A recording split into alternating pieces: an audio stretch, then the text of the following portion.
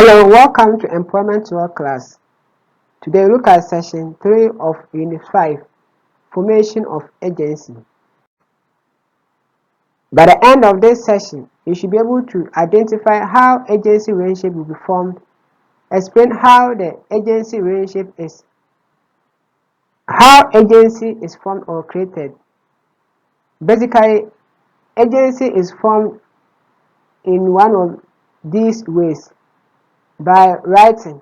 That's where you put it on paper and give the authority that you want to give to the agent to act on your behalf. So if you don't want to go by writing, you can do that by verbal or oral. You appoint someone to act on your behalf through oral means. Another one that you have to consider is agency by necessity. Necessity arises whereby the situation calls for you to act on behalf of the agent or on behalf of the principal. Sorry. You also have the estoppel, where by your words or conduct you cause another person to believe that the person has authority to act on your behalf. Ratification occurs when an agent enters into a contract that was not authorized to do so, but subsequently adopted by the principal. Let's now go into details. Now, agency by necessity. Agency by necessity arises when a person, so basically, let me put it this way.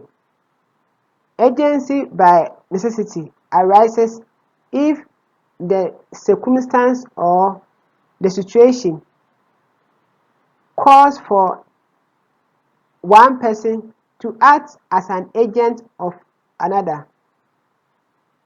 The essence is that at that point, the person or the proposed or the presumed agent cannot reach the principal, and for that matter, if the proposed or the alleged agent fail to act as an agent on that behalf to deal with the goods will destroy or will get damaged.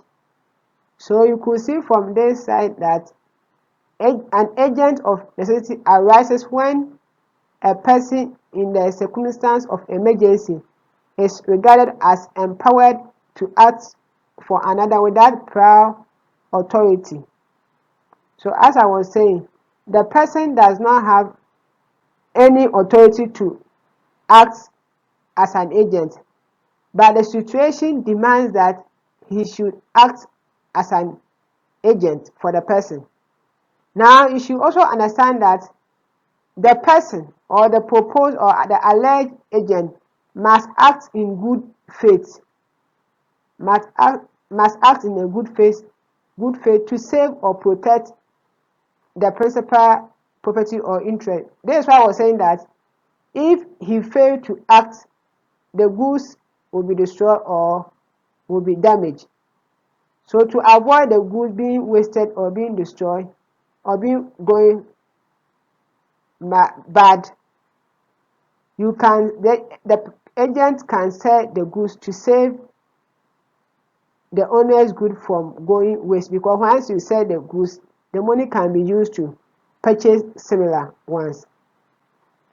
Communication with the principal is impossible.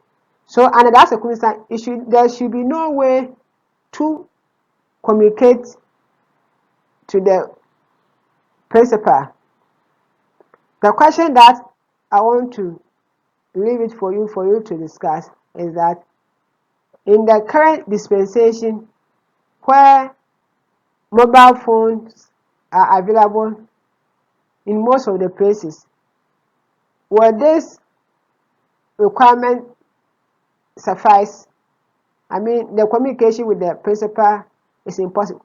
Could there be any situation whereby you cannot reach your principal, subject to network challenges? In a group discussion, try and think about it.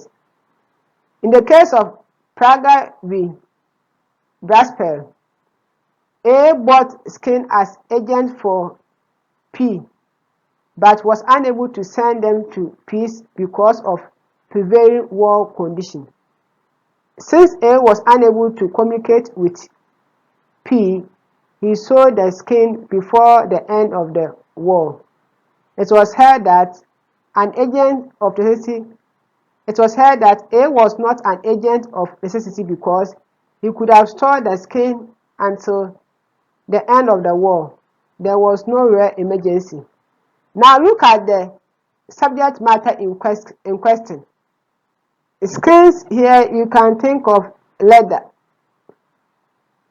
It's something that cannot easily get destroyed or damaged or spoiled. So because he could have kept the skin and he failed to, because if he kept the skin wouldn't have been destroyed or damaged because it is not a perishable goods. Well, or would your answer be the same if the goods in question is a perishable goods like tomatoes? Obviously, the answer will not be the same. Perishable goods, by the time the war is over, the goods might have destroyed. So if it were to be perishable goods, the court would have reached different conclusion because there will be rare case of emergency and the person has to act in that regard to save the property or the goods of the principal. Now ratification. Basically, ratification has to do with a situation whereby an agent exceeds his or her power to enter into a contract. You have been appointed as an agent to act in a particular manner. However, you go beyond your powers. Now it is up to the principal to decide whether or not he will ratify that particular contract you have entered, which you were not given power. Before the principal will ratify or adopt that contract, then the agent would have given him all the necessary information. There should be disclosure of all material facts before the ratification will be done. So basically, you are saying that this occurs when a principal confirms or adopts a contract entered into on his behalf by someone who has no authority to bind the principal or by an agent who exceeded his authority. So one umbrella, you were not given the power. Another umbrella, you were given the power, but you exceeded your power. Then the principal comes in to adopt as if he gave you the authority. For ratification to be binding,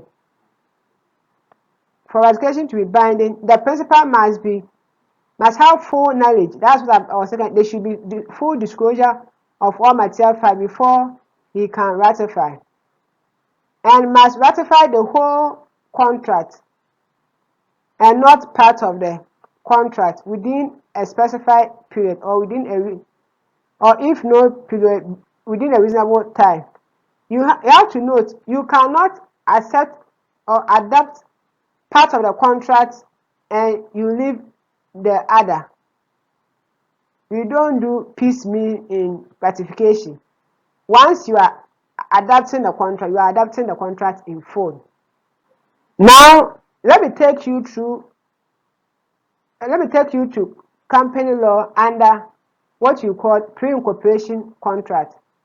Pre-incorporation contract is a contract which is entered on behalf of a company before the company is finally established.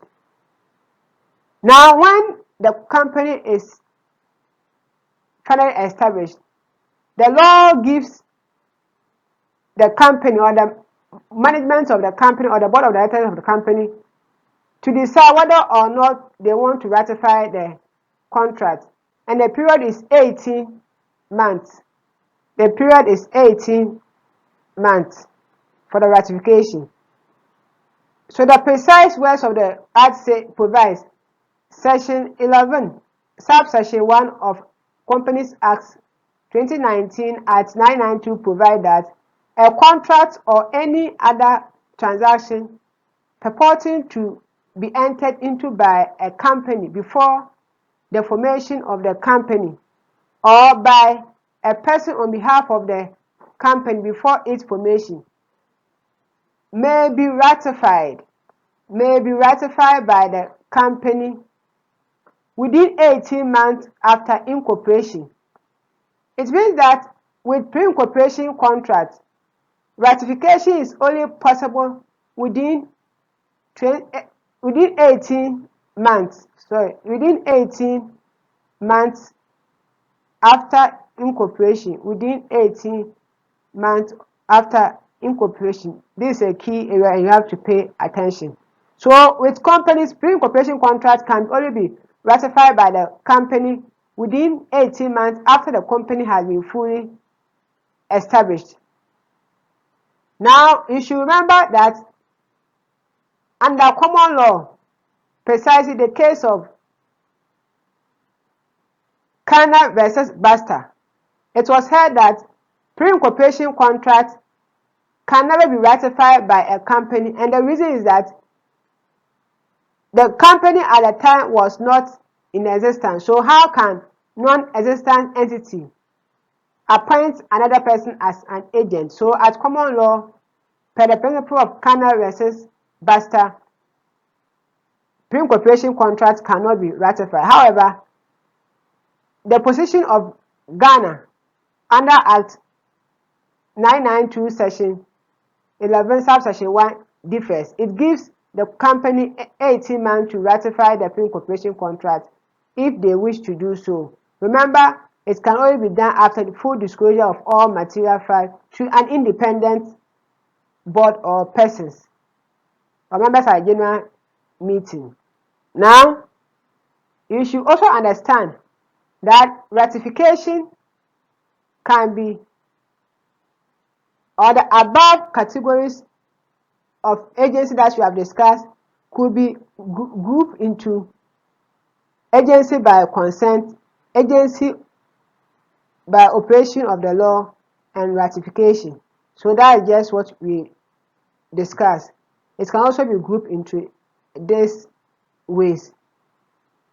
By consent means authority has been given, express or by implied.